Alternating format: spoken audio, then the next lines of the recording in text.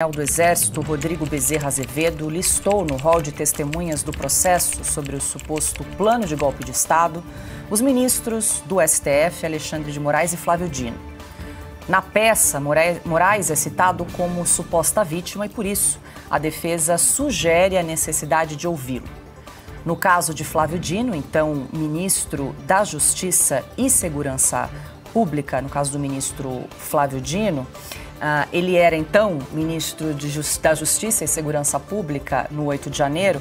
A defesa declara que a oitiva, na condição de testemunha, é imprescindível para a devida elucidação de todos os procedimentos adotados pelos órgãos de segurança pública. Também estão na lista os nomes de Lula e do general Marco Edson Gonçalves Dias, o G. Dias, então ministro-chefe do Gabinete de Segurança Institucional no dia do tumulto na Praça dos Três Poderes.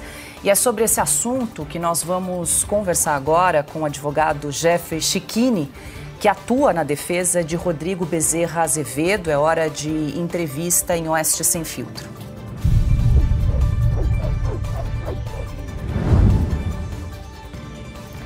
Doutor Chicchini, muito boa noite, seja bem-vindo em Oeste Sem Filtro, obrigada pela entrevista. Eu que agradeço o convite, é um prazer imenso estar aqui nessa audiência sempre muito qualificada. Sou ouvinte do programa, sou muito fã do jornal.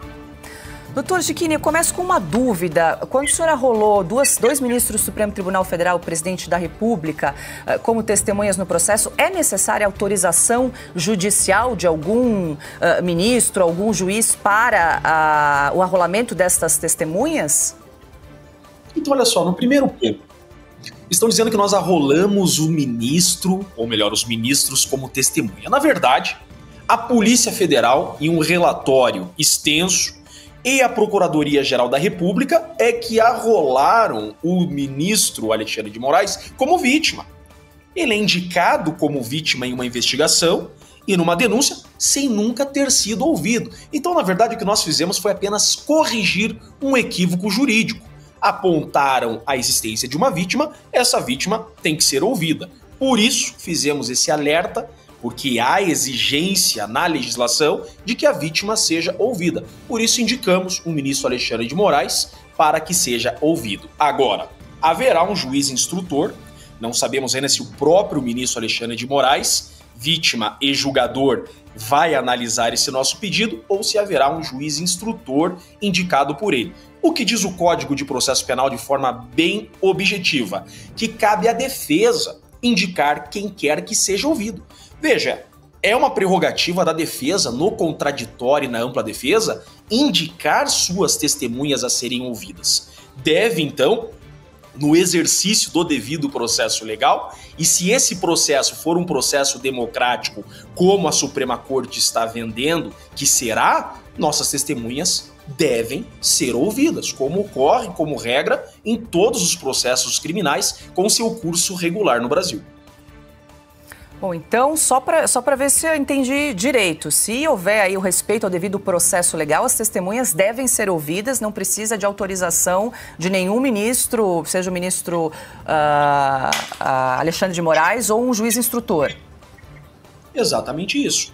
Cabe à defesa indicar suas testemunhas. Isso faz parte da ampla defesa. Veja que agora nós não estamos mais em uma investigação. Agora nós temos réus. São 34 acusados. Agora, o devido processo legal, que não existe na investigação, deve ser observado. Você cercear a oitiva das testemunhas é um cerceamento à defesa. Isso gera nulidade. Certamente, se estivéssemos em primeiro grau, havendo esse cerceamento, teríamos aonde recorrer. Não sabemos qual decisão virá, até porque há aqui uma confusão.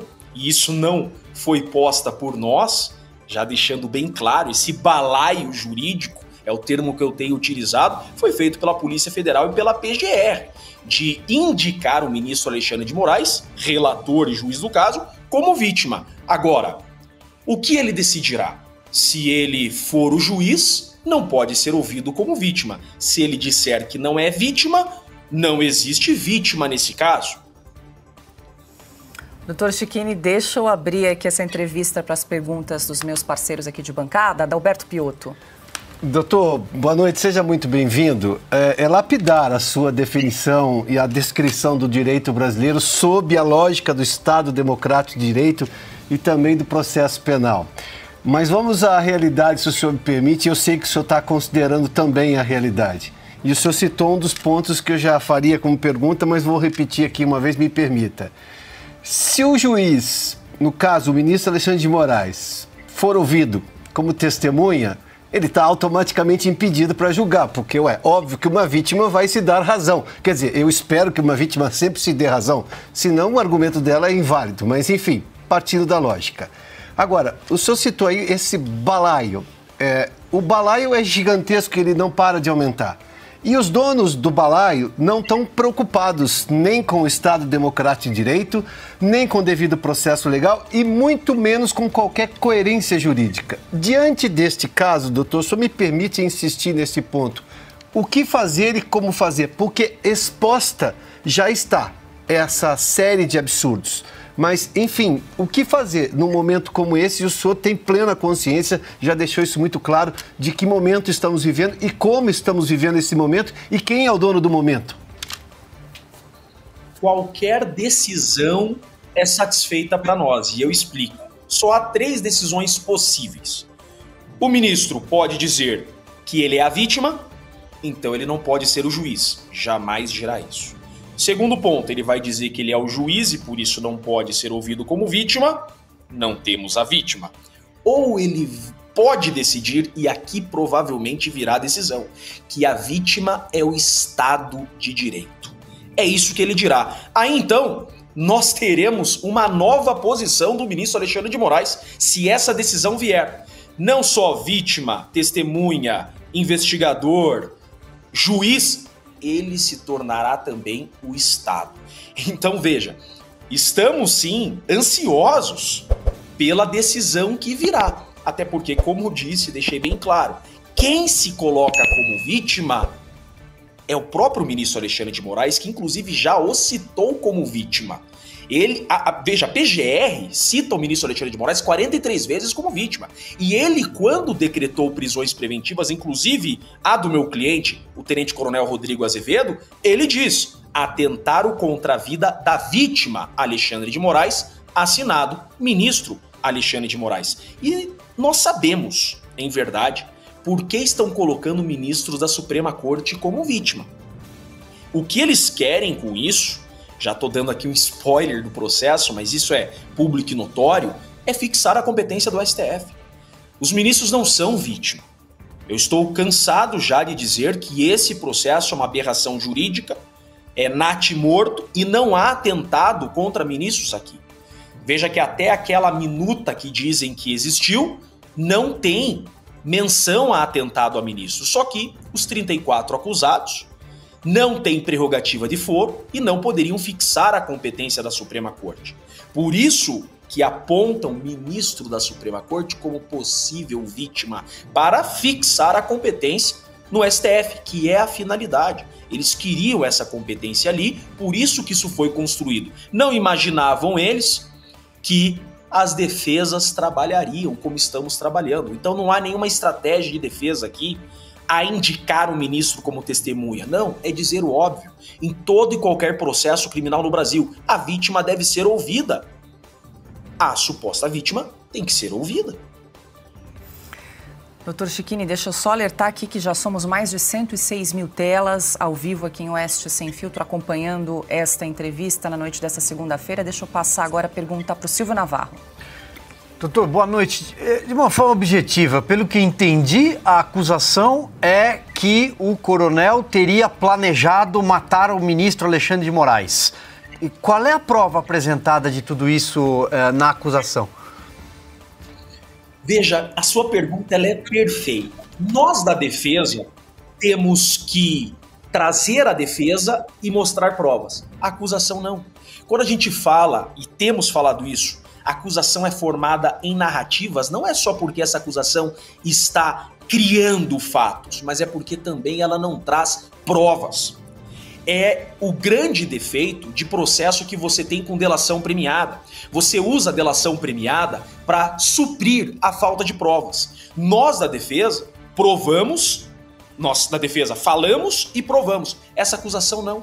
Essa acusação está dizendo: o tenente-coronel Rodrigo Bezerra de Azevedo, meu cliente, queria atentar contra o ministro Alexandre de Moraes no dia 15 de dezembro de 2022. Pronto, não tem um print, não tem uma minuta, não tem um nada. Nós, a defesa, já na investigação, diferentemente desse relatório fictício da Polícia Federal, trouxemos prova inequívoca, documental, mais de 5, que nessa data era aniversário do Coronel Azevedo e ele estava em casa com sua família.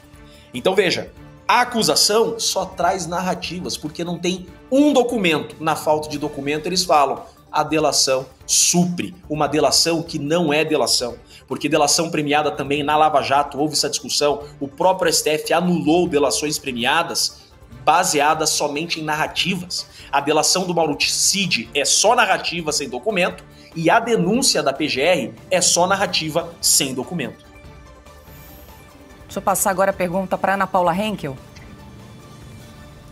Boa noite, doutor. Obrigada pela entrevista.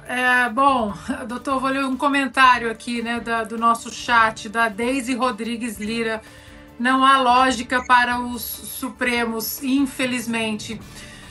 Doutor, queria tocar num ponto que saiu, né, tanta coisa para a gente olhar em toda essa seara do 8 de janeiro, mas uma coisa que parece que saiu do nosso radar, e como o senhor aqui coloca o Flávio Dino como uma peça da defesa para a devida elucidação de todos os procedimentos adotados pelos órgãos de segurança pública, já que ele era o ministro da Justiça.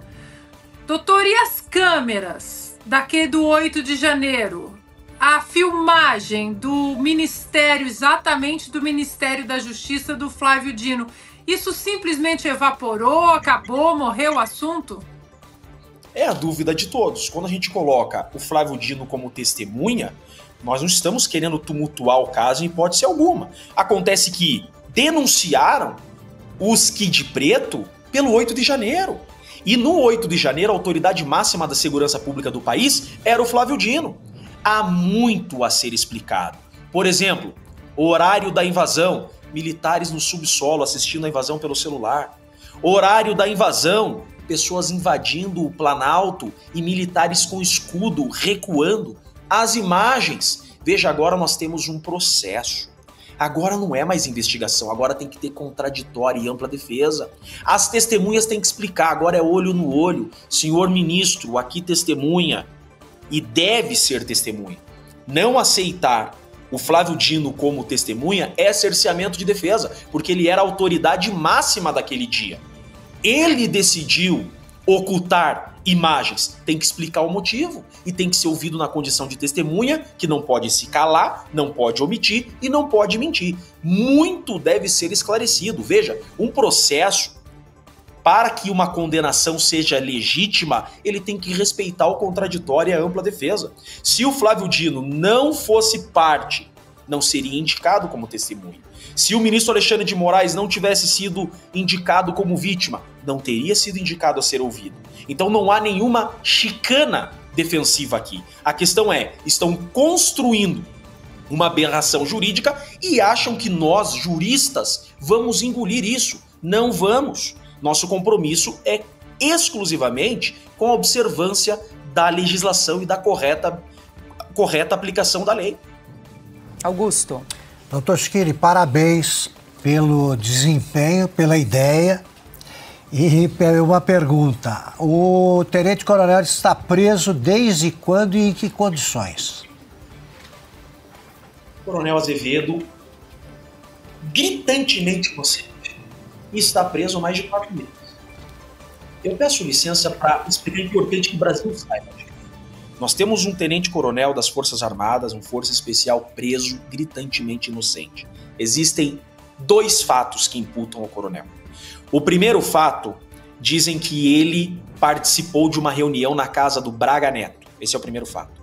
Nós juntamos uma foto do iCloud, veja, o celular do coronel foi apreendido. Olha o trabalho que tivemos para conseguir uma prova. Porque sabemos, a acusação pode trazer só narrativas, a defesa não. Pegamos uma foto do iCloud, que no horário e no dia dessa reunião, o coronel estava em Goiânia num clube. A reunião seria em Brasília, 3 horas no local. Pegamos a entrada dele com digital no clube, horário de entrada e saída.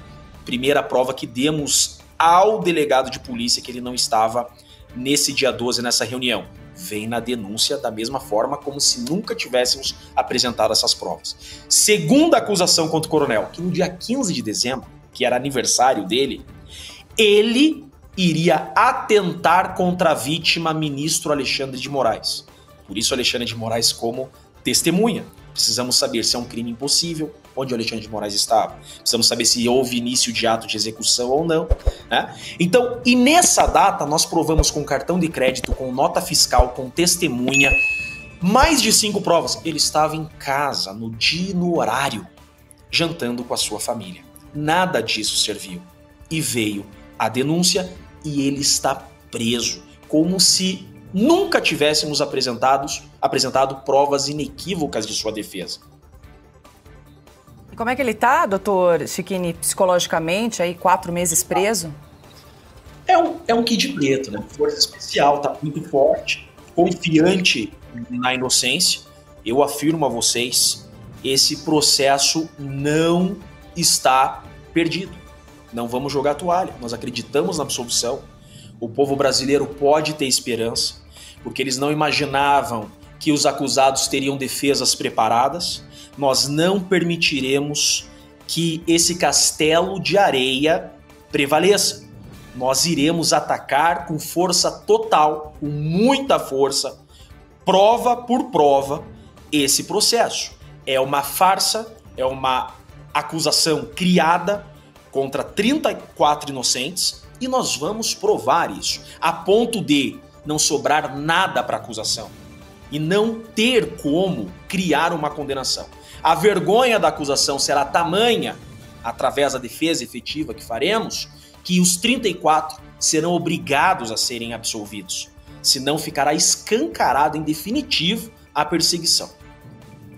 Doutor Jeffrey Cecchini, quero agradecer mais uma vez a entrevista aqui em Oeste Sem Filtro, registrar que nós alcançamos aí 113 mil telas acompanhando essa conversa nessa segunda-feira. Uma boa noite para o senhor, bom trabalho. Eu que agradeço e continue, o Brasil precisa de vocês. Parabéns pelo jornalismo sério, pela imparcialidade e isenção. Vocês têm aqui um grande fã. Uma boa noite a todos, obrigado.